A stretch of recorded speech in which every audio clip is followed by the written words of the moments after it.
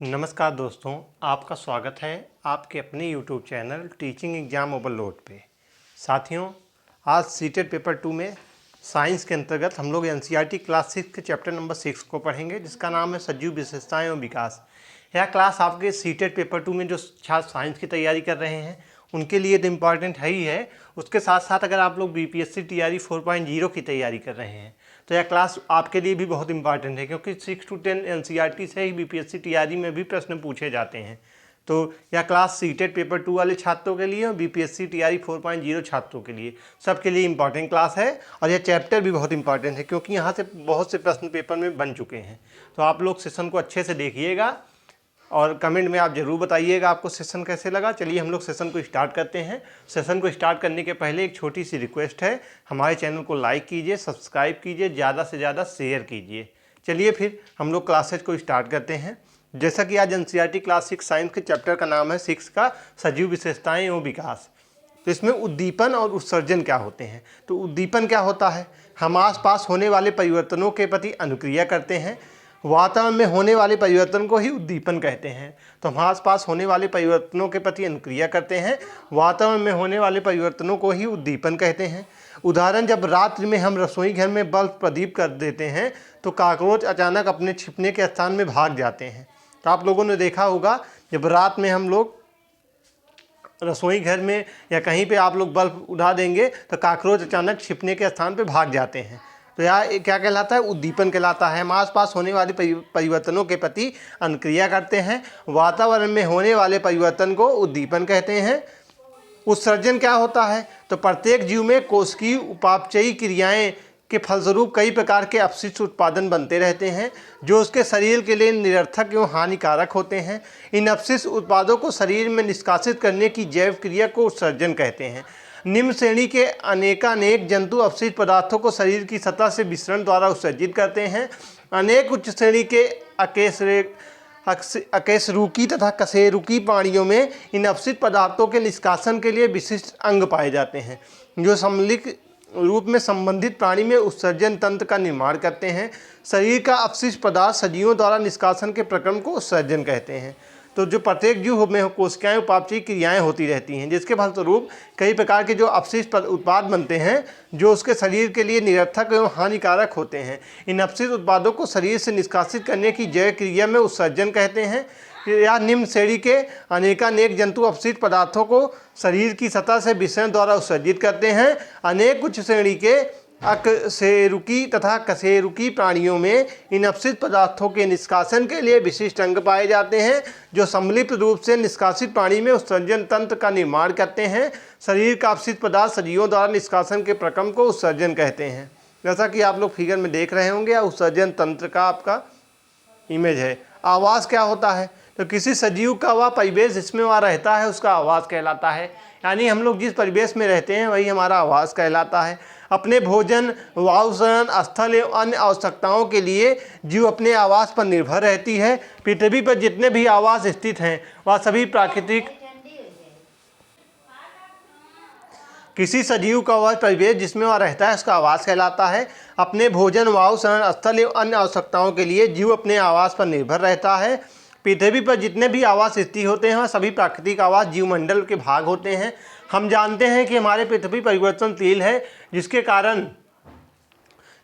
क्या होता है, प्राकृतिक आवास में परिवर्तित होते रहते हैं। लगभग अरब वर्षों में प्राकृतिक आवास में अनेकों प्रकार के जीव की प्रजातियां आती रही हैं और समाप्त होती रही हैं, जिनके रहने का माहौल अलग अलग था। किसी भी आवास के परिवेश में जंतुओं का विशेष रूप से निर्मित शरीर उन्हें जीवित रहने में सहायता प्रदान करता है। उदाहरण के लिए तालाब मछली का निवास स्थान है, हमारा घर हमारा निवास स्थान है, एक पेड़ एक चिड़िया के लिए एक निवास स्थान है।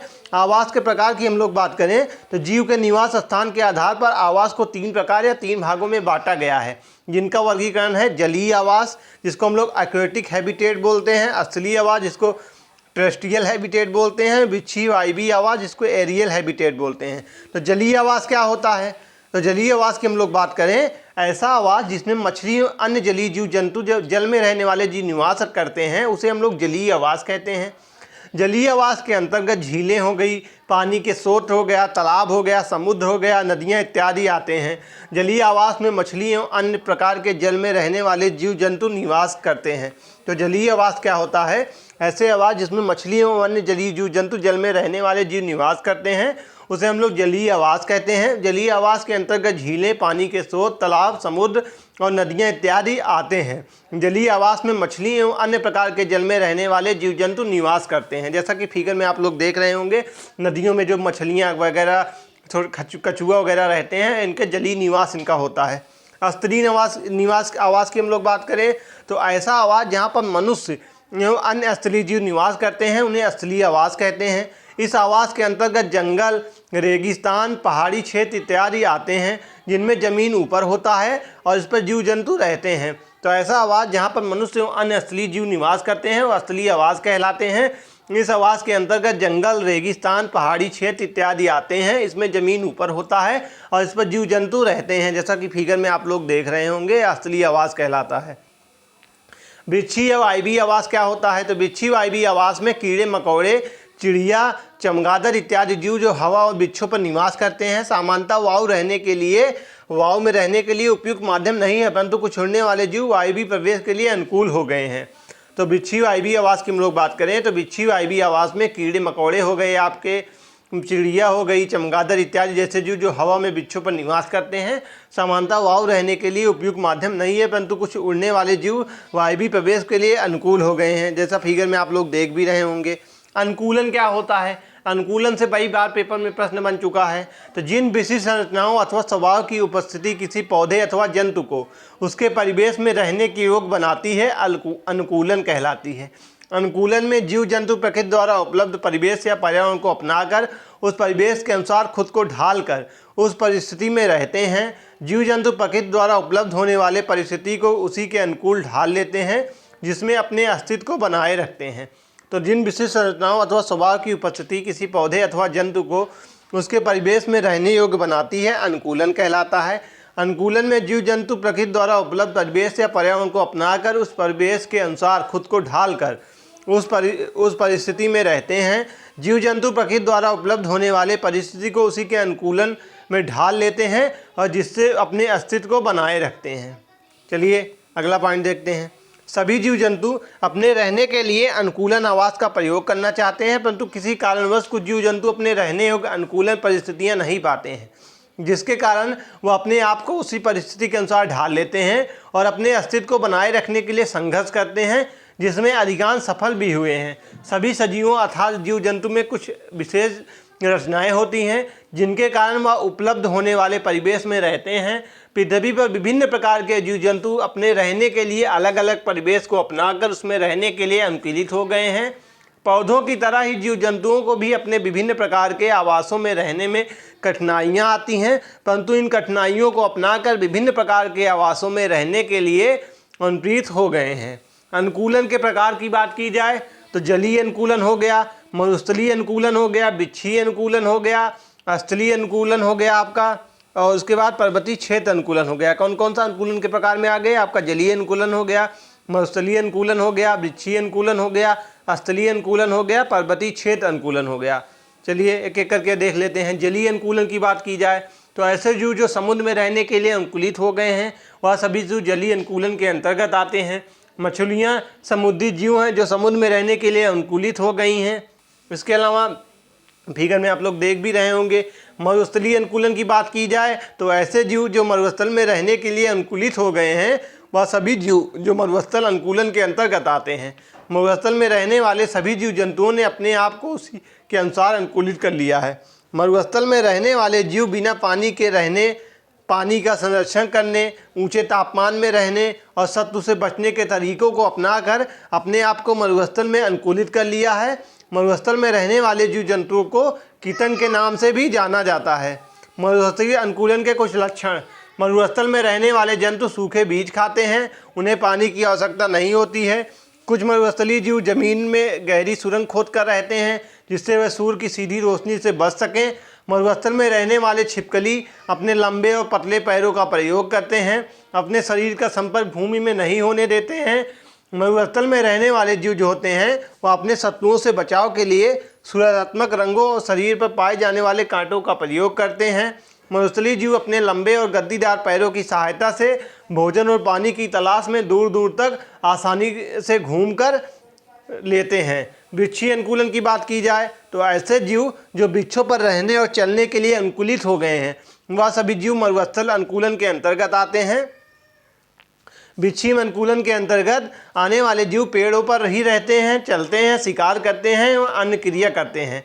इस अनुकूलन के अंतर्गत लंगूर हो गया, आपका लाल पांडा हो गया, इत्यादि जीव जंतु जो होते हैं वह आसानी से वृक्षों पर चढ़ने और उतरने के लिए होते हैं। तो वृक्षीय अनुकूलन जो होता है, ऐसे जीव जो वृक्षों पर रहने और चलने के लिए अनुकूलित हो गए हैं वह सभी जीव मरुस्थल अनुकूलन के अंतर्गत आते हैं। वृक्षीय अनुकूलन के अंतर्गत आने वाले जीव पेड़ों पर रहते हैं, चलते हैं, शिकार करते हैं, अन्य क्रियाएँ जितनी भी होती है वो अपना पेड़ों पर ही कहते हैं, वहीं पर रहते हैं, वहीं पर खाते हैं। तो ऐसे क्या होते हैं, वृक्षीय अनुकूलन कहलाते हैं। वृक्षीय अनुकूलन के कुछ लक्षण की बात की जाए तो वृक्षीय अनुकूलन में रहने वाले जीवों के शरीर मजबूत होते हैं और उनके पैरों की मजबूती भी शरीर को ऊपर चढ़ाने और उतरने में सहायता प्रदान करती है। वृक्षीय अनुकूलन वाले जीव अपने विकसित पंजों से अपनी अच्छी पकड़ बना लेते हैं। वृक्ष पर चिपकने वाला मेढक के अंदर चिपकने वाली गद्दी पाई जाती है जिसकी सहायता से आसानी से चढ़ते और उतरते हैं। स्थलीय अनुकूलन की बात की जाए तो ऐसे जीव जो स्थल पर रहने और चलने के लिए अनुकूलित हो गए हैं वह सभी जीव स्थलीय अनुकूलन के अंतर्गत आते हैं। इन जीवों के अंदर मनुष्य भी एक ऐसा जीव है जो स्थल पर निवास करते हैं।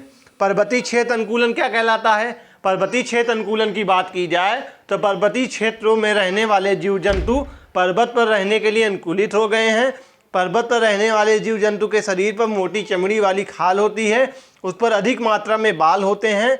इनके शरीर पर यह बाल इन्हें गर्म रखने का कार्य करते हैं और ऊष्मा का आदान प्रदान बाहर नहीं होने देते। पर्वतीय क्षेत्रों में पाई जाने वाली बकरी के खुर मजबूत होते हैं। बकरी के खुर उसे पहाड़ों पर चढ़ने और उतरने में बहुत ही सहायता करते हैं। पर्वतीय क्षेत्रों में पाए जाने वाले तेंदुए व पैर अंगुलियों सहित पूरे शरीर को मोटे और रोएदार बाल पाए जाते हैं, उसे पर्वतीय क्षेत्रों और बर्फीले क्षेत्रों में गर्म रखने का कार्य करते हैं। जैव घटक क्या होता है? तो जैव घटक की बात की जाए तो परिस्थिति तंत्र के सजीव घटकों को जैव घटक कहते हैं। इसमें पेड़ पौधे जंतु होते हैं। जंतु जो होते हैं वह जैविक घटकों के मुख्य घटक पर्यावरण में रहने वाले सभी जीव जंतु सम्मिलित होते हैं, जिसमें जलचर, नभचर एवं स्थलीय जीव शामिल होते हैं। इसके अंतर्गत स्वापोषी, परपोषी प्राणियों का विभाजन किया जाता है। तो जो जंतु होते हैं इनमें जैविक घटकों के मुख्य घटक जो होते हैं पर्यावरण में रहने वाले सभी जीव जंतु सम्मिलित किए जाते हैं, जिसमें आपका जलचर हो गया, नभचर हो गया एवं स्थलीय जीव शामिल होते हैं। इसके अंतर्गत स्वापोषी और परपोषी प्राणियों का विभाजन किया जाता है। अब वनस्पति की बात की जाए तो वनस्पति समुदाय के अंतर्गत परिस्थिति में विद्यमान प्रत्येक प्रकार के पादप, पौधे, वृक्ष आदि की हजारों लाखों प्रजातियां सम्मिलित की गई हैं। सूक्ष्म जीव क्या होते हैं? तो सूक्ष्म जीव पर्यावरण में अहम भूमिका निभाते हैं, जिसमें सभी प्रकार के कवक, शैवाल एवं बैक्टीरिया, जीवाणु आदि शामिल किए गए हैं। मनुष्य की बात की जाए तो मनुष्य भी परिस्थिति के जैविक घटक का मुख्य बिंदु है एवं पर्यावरण के लिए आवश्यक प्राणी है। अजैव घटक की बात की जाए तो किसी परिस्थिति तंत्र में पाए जाने वाले सभी निर्जीव पदार्थ उसके अजैविक घटक कहलाते हैं, जैसे चट्टान, मिट्टी, वायु एवं जल आदि। सूर्य का प्रकाश एवं ऊष्मा भी परिवेश के अजैव घटक कहलाते हैं। तो सूर्य का जो प्रकाश होता है आपका, या ऊष्मा हो गया, या भी परिवेश का अजैव घटक कहलाता है। ताप एवं प्रकाश क्या होते हैं? तो प्रकाश एवं ताप जैविक घटकों के पोषण एवं जीवित रहने के लिए अत्यंत जरूरी होते हैं, क्योंकि प्रकाश से ही पौधे अपना भोजन बनाते हैं, इसलिए बहुत ही जरूरी माना गया है इनको। मृदा क्या होती है?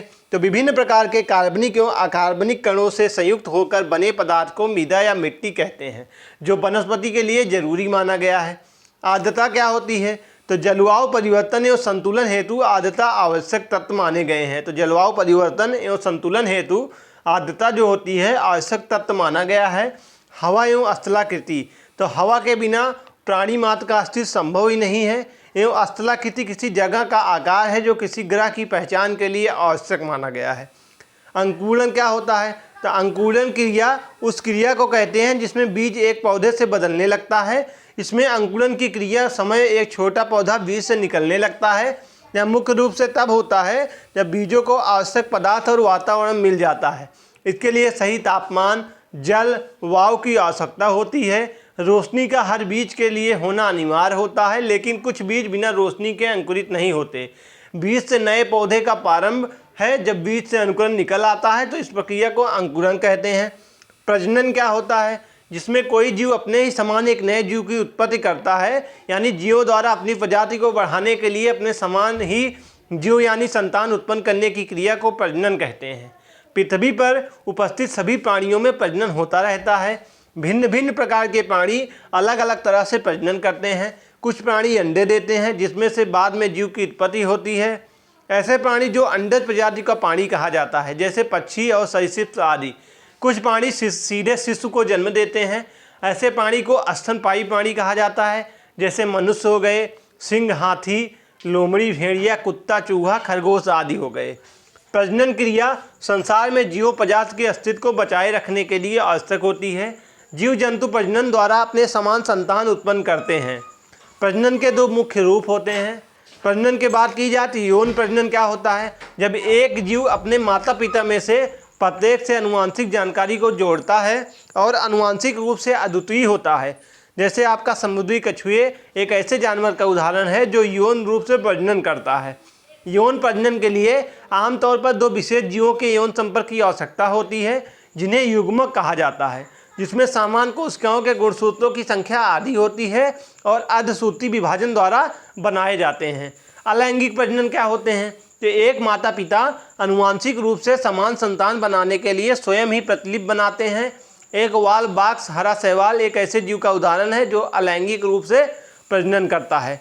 लैंगिक प्रजनन एक प्रकार का प्रजनन होता है जिसमें युग्मकों का संलयन या गुणसूत्रों की संख्या में परिवर्तन शामिल नहीं होता है। एक कोशिकीय या बहुकोशिकीय जीवों से अलैंगिक प्रजनन द्वारा उत्पन्न होने वाले संतानें अपने एकल माता पिता के जीनों के पूरे सेट को प्राप्त करती हैं। और अलैंगिक प्रजनन एकल कोशिका वाले जीवों जैसे कि आर्किया और बैक्टीरिया के लिए प्रजनन का प्राथमिक रूप होता है। कुछ जंतु अंडे देते हैं तो कुछ जंतु शिशु को जन्म देते हैं।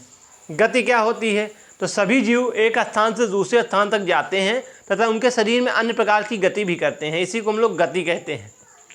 भोजन क्या होता है? तो भोजन सजीवों को उनकी वृद्धि के लिए आवश्यक ऊर्जा प्रदान करता है। वृद्धि क्या होती है? तो जंतुओं के बच्चों भी वृद्धि पर वयस्क हो जाते हैं, तो जंतुओं के बच्चे भी वृद्धि कर वयस्क बन जाते हैं। श्वसन क्रिया क्या होती है? जब वायु में से ऑक्सीजन लेते हैं और कार्बन डाइऑक्साइड को श्वास द्वारा बाहर निकाल देते हैं, तो इसी को हम लोग श्वसन कहते हैं। श्वसन सभी सजीवों के लिए आवश्यक होता है। केंचुओं द्वारा सांस लेता है, केंचुओं त्वचा द्वारा सांस लेता है, मछली गिल द्वारा सांस लेते हैं, पौधे पत्तियां सूक्ष्म रंध्रों द्वारा वायु को अंदर लेती हैं। सजीवों में श्वसन, उत्सर्जन, उद्दीपन के प्रति की अनुक्रिया, प्रजनन, गति और वृद्धि तथा मृत्यु होती रहती है। एवं अल्प अवधि में किसी एक जीव के शरीर में होने वाले छोटे छोटे परिवर्तन पर्यानुकूलन कहलाते हैं। तो आज का चैप्टर यहीं समाप्त होता है। आज का चैप्टर बहुत ही इंपॉर्टेंट चैप्टर था क्योंकि हम लोगों ने प्रजनन के बारे में पढ़ा, आर्द्रता क्या होती है, मृदा क्या होती है, जैव घटक क्या होते हैं, जैव घटक क्या होते हैं, पर्वतीय क्षेत्रों में अनुकूलन कैसे होता है, वृक्षीय अनुकूलन कैसे होता है। बहुत इंपॉर्टेंट टॉपिक था। अनुकूलन के प्रकारों के बारे में पढ़ा। तो मैं आशा करता हूँ चैप्टर आपको आसानी से समझ में आया होगा। आप लोग कमेंट में ज़रूर बताइएगा ये चैप्टर आपको कैसे लगा। आपका कोई फीडबैक है या आप कुछ पूछना चाहते हैं, आपका कोई डाउट है, तो आप लोग कमेंट बॉक्स में हमसे पूछ सकते हैं। अगर वीडियो पसंद आई हो तो वीडियो को लाइक करें, सब्सक्राइब करें, ज़्यादा से ज़्यादा शेयर करें। अगर आप लोग सीटेट एक ही बार में क्लियर करना चाहते हैं तो चैनल के साथ जुड़ जाइए, क्योंकि हमारे चैनल पर रिकॉर्ड है पिछले 3 साल से लगातार हम लोग पेपर 2 में तो इतिहास से चले ही आ रहे हैं। चाहे आपका पेपर 2 हो या पेपर फर्स्ट, आप लोग सारा रिजल्ट टेलीग्राम पे जाके देख सकते हैं। सब बच्चे बहुत ही अच्छा रिजल्ट जो हमारे चैनल के साथ निरंतर 4 से 5 महीने जुड़े रहते हैं, उनकी बहुत ही बेहतरीन तैयारी हो जाती है। उनको मैं इतना प्रैक्टिस करवा देता हूँ कि उससे बाहर एक भी प्रश्न उनका नहीं बनता। वो लोग अच्छा नंबर के साथ सीटेट को क्लियर कर जाते हैं।